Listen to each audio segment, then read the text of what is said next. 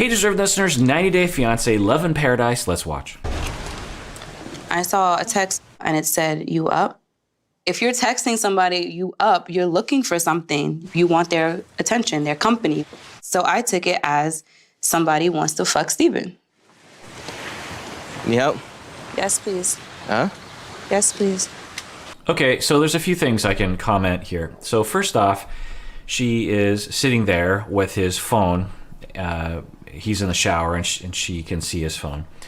She sees a notification come up. She picks up the phone. She dials in his code. She looks at the text and she sees a text saying "you up." Now, maybe they have an arrangement where that's okay, where you can look at someone's phone. But usually couples don't, and that's a violation. Now, one could say if you're hiding something, if he is hiding something, if he's cheating on her, then she has the right to look into that. I don't know. I think that it depends.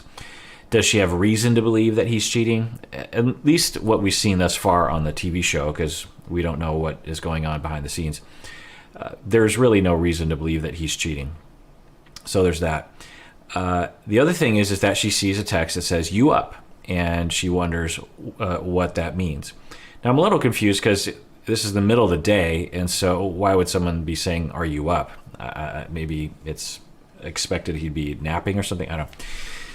But there's that, and she assumes that that is because someone wants to have sex with him. Now, even if that were true, which is debatable, then do we know that he would want to have sex with her? So how would she do this? Now, jealousy is okay, as I've talked about. It's okay to feel jealous feelings. It's a matter of what we do with those feelings. So she could go to him and say, "So, honey, I saw your phone. I got a little worried. I broke into your phone, which I realize is a violation, and I saw this text. I shouldn't have done that. I'm sorry, but what's done is done. I can't unsee what I saw. I'm worried about it. This person said, 'Are you up?' And can you tell me what's going on there?" Because, there might be a logical explanation. Let's see how she approaches the jealousy. I've chosen not to confront Steven about it yet because I know his friends are coming here. And I know if I bring it up now, I'm going to flip the fuck out. I'm going to spaz on him. And the last thing I want to do right now is embarrass myself in front of all his friends. That's okay if you want. It's nice to see you. All right, interesting. So she says that I am going to flip the F out. I'm going to spaz on him. What does that mean? I don't know. But that might be pointing to a observation of herself that she knows about herself, that she does, quote unquote, spaz out sometimes, and that it's a pattern for her to perhaps overreact. We've seen a little bit of that already. We don't know. Maybe her reaction is justified, but we haven't seen any justification on the show as to why she would be as paranoid as she is, as worried about him cheating as she is.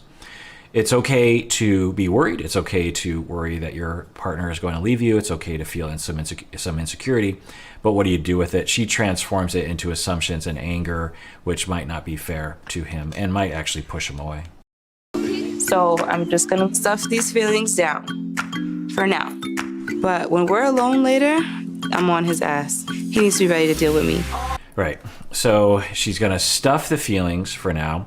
A better approach, if I were there, would be for her to say, "Well, I don't know what happened. I mean, I saw a text and I shouldn't have broke into his phone.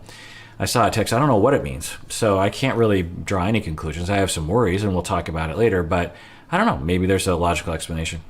But instead, she absolutely feels like she knows what's up, and she says, "I'm going to be on his butt later," meaning that she is going to ostracize, she's going to attack him. Now, if she truly believed that he's cheating, then why would you confront? Why wouldn't you say, okay, and this is differentiation, is if you truly believe that someone is cheating on you, then attacking the person isn't, I believe, very logical, because our goal usually is to have the best, especially since their relationship isn't really established.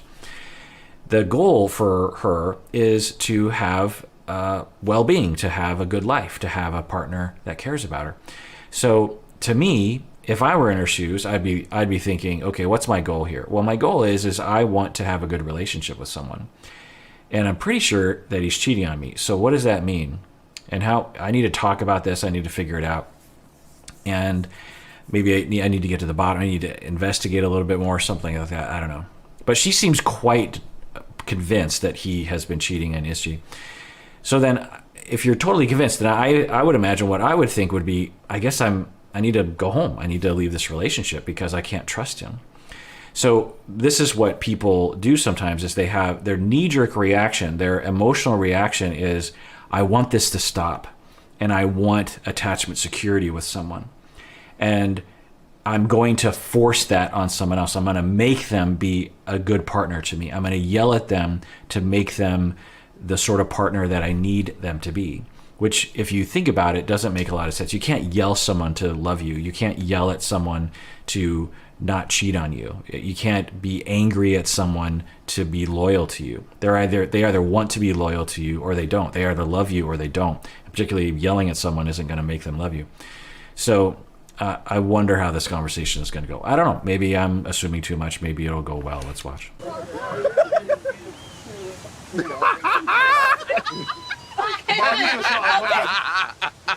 My turn? Now they're asking questions about threesomes, which I never had, but I knew that this game is going to get out of hand, and just hoping that it doesn't really put me on the spot. So Martine that's her name, right? Martine. She is worried about him cheating and is specifically worried today about a text, and she suggests to play Never Have I Ever, and this is opening a can of worms that I don't think she wants to get into. It could absolutely trigger her. Essentially, if anything comes up that indicates that he's been with other people, I'm guessing that's going to trigger her. So let's watch. That's what it comes with. It comes with a penis. Lies and penis come together. I was already trying really hard to keep it together, and now I've had a lot to drink, and I'm feeling like it's like I'm simmering. Right, because you were stuffing your emotions, which doesn't usually work. You might be able to stuff it kind of, but it's going to sneak out some other way, particularly if you're drinking alcohol. And like I said, my recommendation to her would be to take a beat and think, okay, am I making some assumptions? I probably am. I don't know what this text means. Maybe I need to hold off on my assumptions, and then your feelings won't need to be stuffed. Everyone. Never have I ever cheated on my significant other. I'm having a good time. I think I need a lot more shots for this game.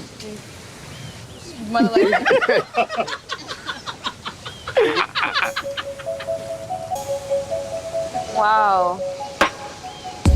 This is a frequent bias, or I think misunderstanding, that is often on these shows, is that if, a cheater is always a cheater. And that, it just depends on what we mean by that. And I've looked into the research on infidelity, and it's pretty difficult to research because you're asking people to self-report, because of course we can't empirically measure this sort of thing. We don't have cameras in every room.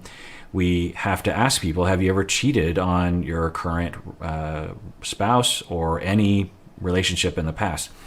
The other thing is, what do we mean by cheating? What do we mean by infidelity?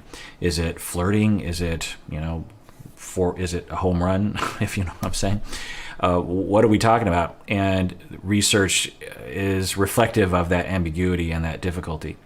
So you'll see studies that say that 20% of people have cheated on their partner at some point in the past, or 80% of people have cheated, and maybe even a wider range than that. But and I've read a lot of research, and I've read a lot of the material on it and literature, and what I can tell you is that the older we get, the more likely that some form of infidelity has occurred. And especially when you broaden the definition of infidelity of doing anything sexual with another person, or even thinking about. Anyway, the point is like there's a lot of things that would harm your partner that if they knew about all of the things that you think about or the things that you do, it could hurt them. And that's sort of the broad definition of infidelity. Anyway, the point is that there's a fair amount of infidelity, and I know that kind of freaks people out. That it's scary to think that at any point in time, your partner can cheat on you. And it's just one of those things that we have to live with. In the most secure relationships, you can never know for sure if your partner is going to cheat on you or is cheating on you now or has cheated on you in the past. There's just no way to know. And the hope is that we are raised well enough so that we can, one, live with that ambiguity and just say, well, I don't think it's happened, or two, trust that if something has happened in the past, that your partner has dealt with it and has come back around to you. That's usually the case. People don't usually, there's this narrative of like people cheat because it's like, ha ha ha, I'm getting my cake and eat it too. I've never experienced that. And I've worked with a lot of people who have had infidelity in their past or been a victim of infidelity or, are cheating in the moment.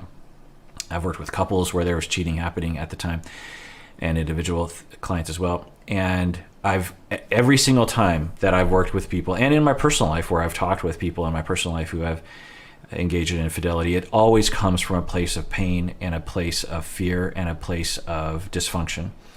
And now, I'm not saying there aren't con artists out there and psychopaths, because there are, but they're pretty rare. But society tends to, and the Martines of the world tend to assume that that's what is happening. Now, I'm not saying that it doesn't happen, because when you're immature and you're younger, I think, well, younger, that's probably not fair. When you're undifferentiated, you don't really know what you want, then you might not be able to control your behavior very well. Anyway, point is that for Martine right now, she is realizing, she's learning that her partner has cheated on a significant other in the past. But what does that mean? Was he 15 years old? Was it at the very tail end of a relationship? It doesn't make it okay. As you know, infidelity in its typical form is immoral. It's wrong. You're deceiving, you're lying, or you're lying by omission, or you're going against an agreement that you had with someone else, a very important agreement with someone else. So it's wrong for sure, but sometimes there are circumstances. You're 20 years old and you're not very mature and you haven't figured life out yet, and you cheated, maybe even for a while. And then you grew up later and you realized that that was not okay. Or you drank a lot when you were in college and you did bad things and you don't, look fondly. You're not proud of it. In fact, you quite regret it. You've apologized, to the people in question. So just knowing that your partner has cheated on someone in the past doesn't indicate much at all, because a lot of people have cheated on people in the past. It's just a matter of how often do people admit it or go into denial about it.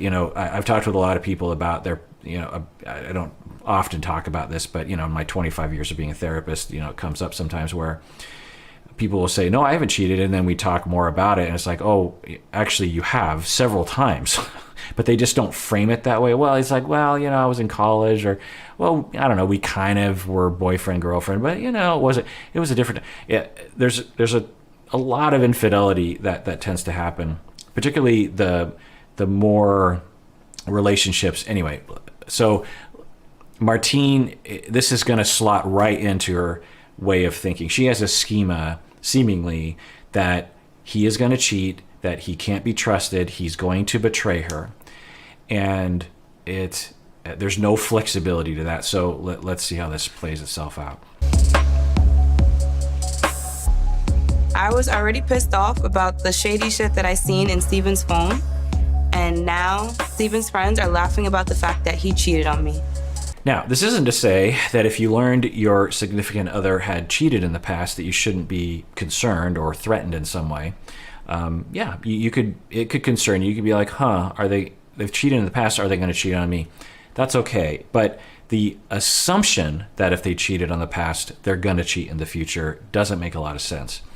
The assumption that they've cheated on, at least once in the past means they're currently cheating on me, is a little short-sighted. You should look at all the other evidence.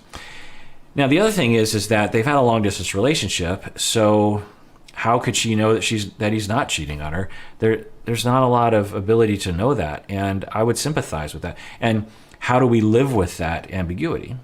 How do we because there's no way to know. She could ask him, and he'll say, "No, I didn't cheat." But that's what cheaters say, right? She could go to the friends, and the friends could say, "No, he isn't cheating." But that's what loyal friends would say, that they would say for their friend. So it's impossible to know. And for people like Martine, who have seemingly a schema around worries about cheating and infidelity, their solution is to accuse or to demand or to investigate. But often when I'm working with clients like this, it's a matter of relaxation and emotional regulation and living with the ambiguity, living with the question mark. Because that's why I said earlier, we all live with that question mark. None of us know for sure that our partner isn't currently cheating on us. We just can't know that unless we somehow lock them in a room in a criminal manner. We can't know that they aren't cheating on us at any given time.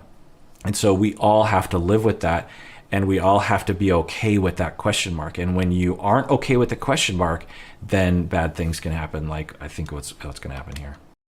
I'm angry, I'm feeling sweaty, I'm feeling hot, I feel like there's like rage there.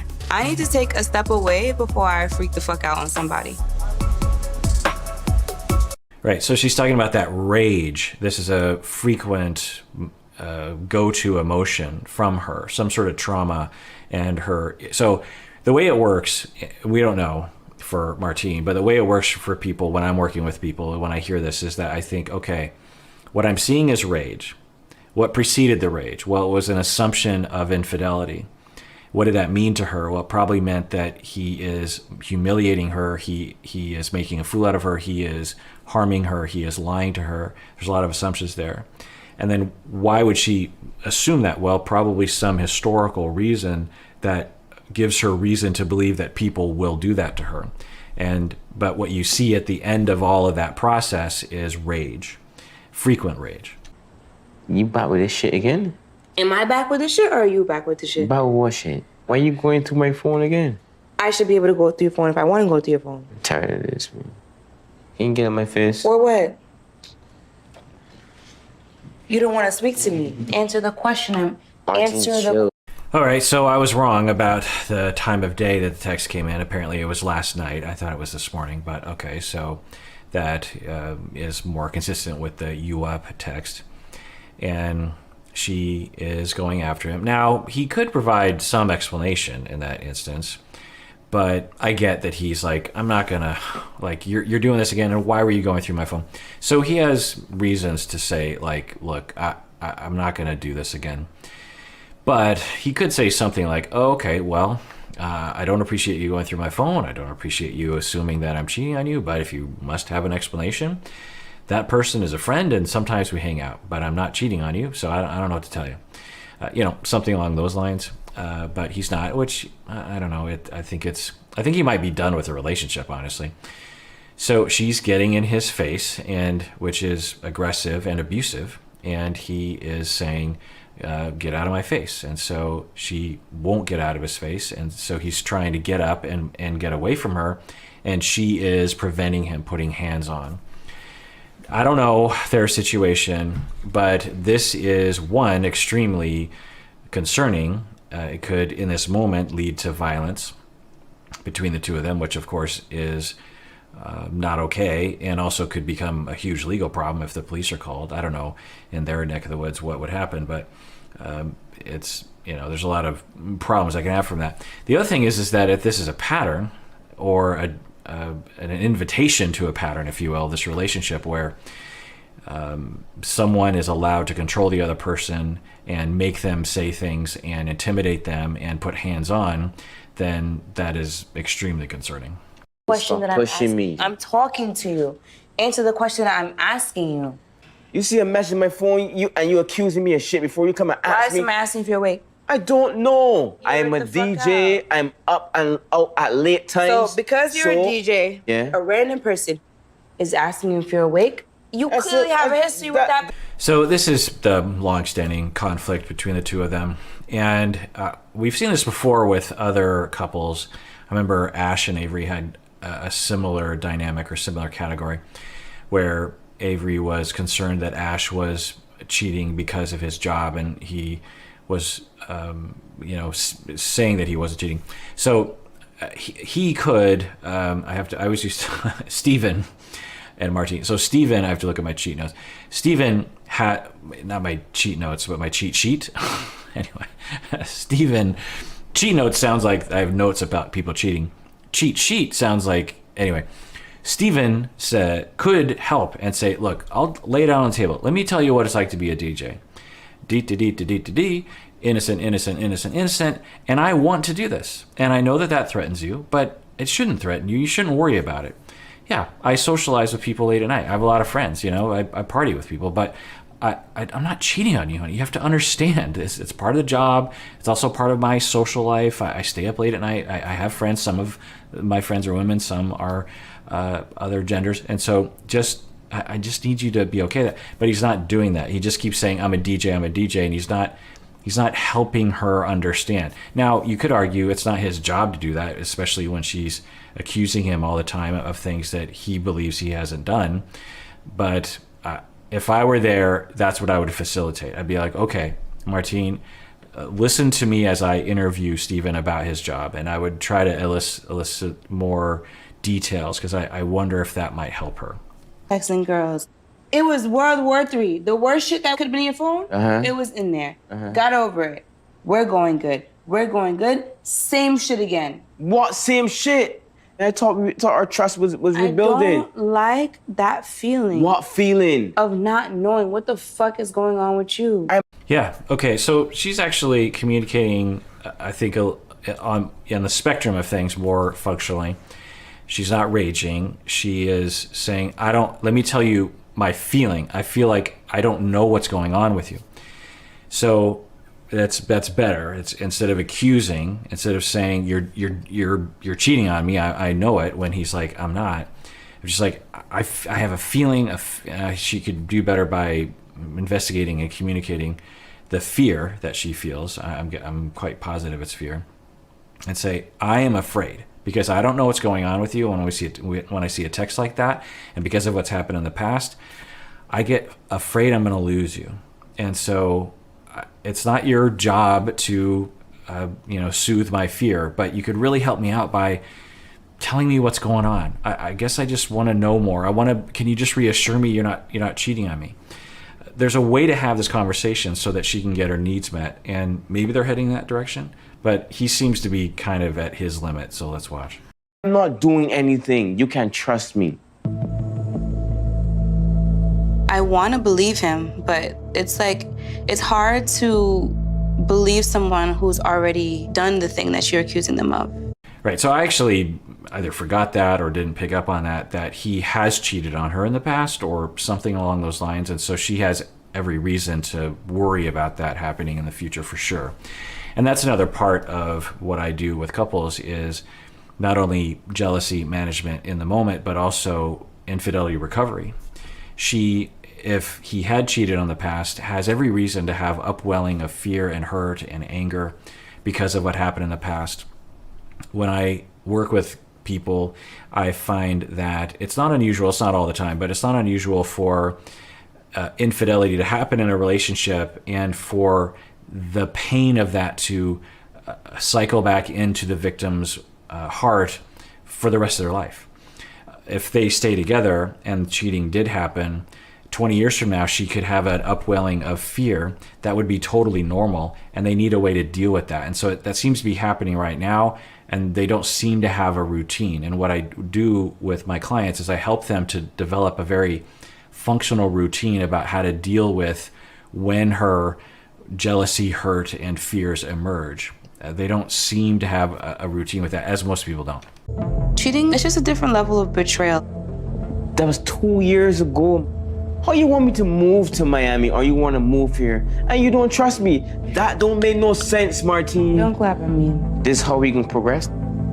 I gave you the password for my phone. I gave you everything. What more can I do? All right, so he said, I gave you the password to my phone. So it looks like they did have an arrangement where she could go into his phone sometimes. So maybe that wasn't a violation. That's interesting to hear. And that's good that he was trying to help her to trust him. So he said, look, password to phone, go for it. At least that's what it sounds like. I don't know. They say that trust is lost in buckets and it's gained back in drops. It just takes so long to get back to the place from where you started. I actually really like that saying. I've never heard that before, but that is brilliant. Yes, trust is lost in buckets and it's regained in drops, for sure. Absolutely. And it's one of the things that cheaters don't realize when they're cheating.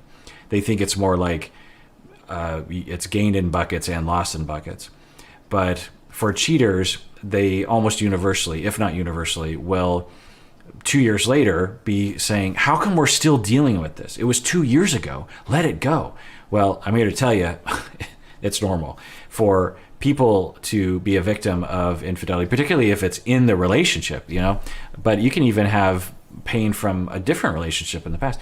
That betrayal is so sharp and so painful, not always, but usually, that the pain lasts the rest of your life. The paranoia, the worry lasts the rest of your life. It's how you deal with it as a couple that is the most important thing.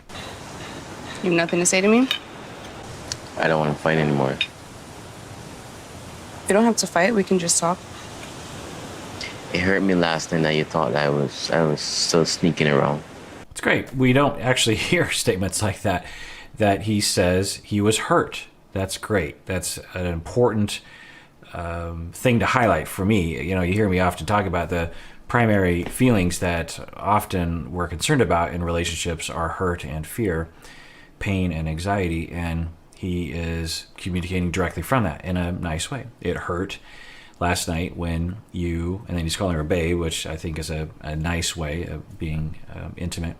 He's saying that it hurt me when you accused me of cheating. It hurt my feelings because I'm not sneaking around. That's a great way to start. I don't know if we've heard a better start to a conversation like this on this show. I have been loyal to her, but a year into our relationship, Martine went through my phone and found stuff from this other girl. The cheating incident had finished about 5 months before, but her pain and her hurt, it wasn't any less. And in that moment, I knew I never wanted to hurt Martine like that again. Good. So he's recognizing that his infidelity, or I don't know exactly how he would term it, but what had happened hurt her a lot, and he doesn't want to do that again. So, you know, that should, I think, help with Martine's ability to have some trust in him. But it'll take time, right? Because if things like that happen, it takes time to rebuild trust. I've been trying to move past his cheating for 2 years, but I honestly struggle with it. And I feel like I've been pouring salt in my own wounds. Like, I kind of been torturing myself. I think part of me doesn't let it go because if I keep it in the forefront, I won't be as shocked if he happened to cheat on me again. Yeah, that's actually really good self-awareness as well. And that happens to people when you know, fool me once, shame on you, fool me twice, shame on me. And so people will say, I'm never going to be non-hypervigilant. I am going to be hypervigilant because I'm not going to be blindsided like that again. And that mindset obviously can interfere with a relationship. Now, maybe he is a cheater, and maybe he is cheating right now, and maybe her hypervigilance is justified. But if she wants to try to have a good relationship with him, she has to try to recognize that, and she is. And she's saying, look, I think I'm putting salt on my own wound. I'm doing something to myself. I have a wound. He wounded me, but I'm perpetuating the lack of healing of this wound by focusing on this assumption that cheating is around every corner. I've been avoiding serious conversations this entire trip, but right now, I just need to show her something of significance because I really don't want to lose her. All right, well, that does it for that episode of Psychology in Seattle. Everyone out there, please take care of yourself because you deserve it. You really, really do.